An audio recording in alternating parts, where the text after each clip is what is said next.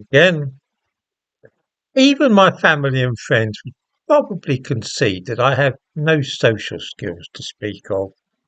I have always preferred my own company most of the time, which is why I took so readily to the desert as a young man. A month ago, I was in Israel and visited Masada, which meant travelling through Judea. Some of you might know this as the West Bank. It's a rocky desert. Nothing at all grows there. It's not sandy, just bare rock. It's like another planet. This is what I love. When younger, I spent time in that desert, and the thing I loved was the lack of people, other, of course, than the occasional Bedouin. I still love being alone in wild country, and it might be thought that there's little scope to satisfy such a longing in southern Britain. But anybody who thinks so is quite mistaken. Even in the Brecon Beacons, which is full of tourists and people clambering up to the top of mountains like Pen y Fan, one can still obtain perfect solitude. On Wednesday, I climbed Cribin, the peak which lies between Pen y Fan and Valley Peak. Although there's usually people up on those tops, almost without exception they approach the gentle slopes from the south. Parking up at the Story Arms car park, from there you can walk all the way up to the top of Pen y Fan with your hands in your pockets.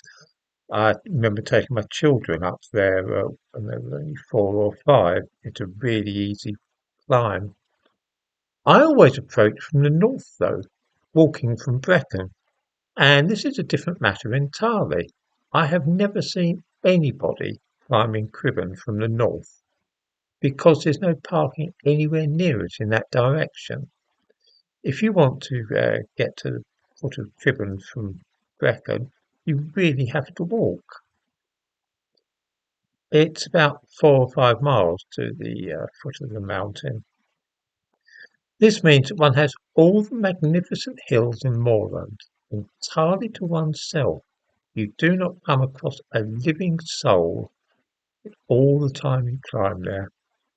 This is glorious, although it does mean that getting up is a bit of a climb.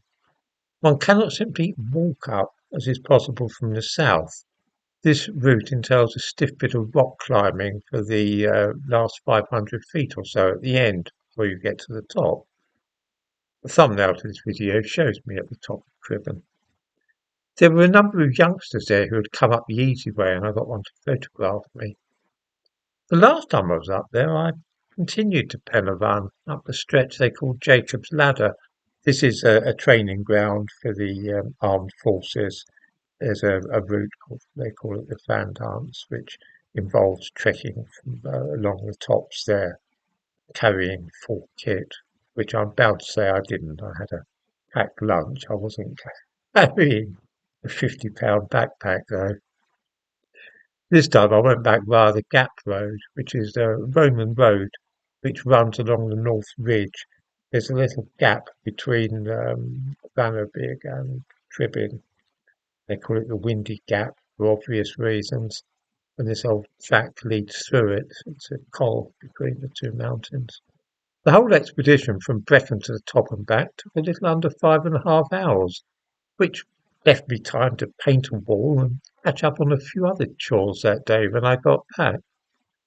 Anyway, this is purely personal conversation, nothing political, nothing of any greater significance than simply talking about my life.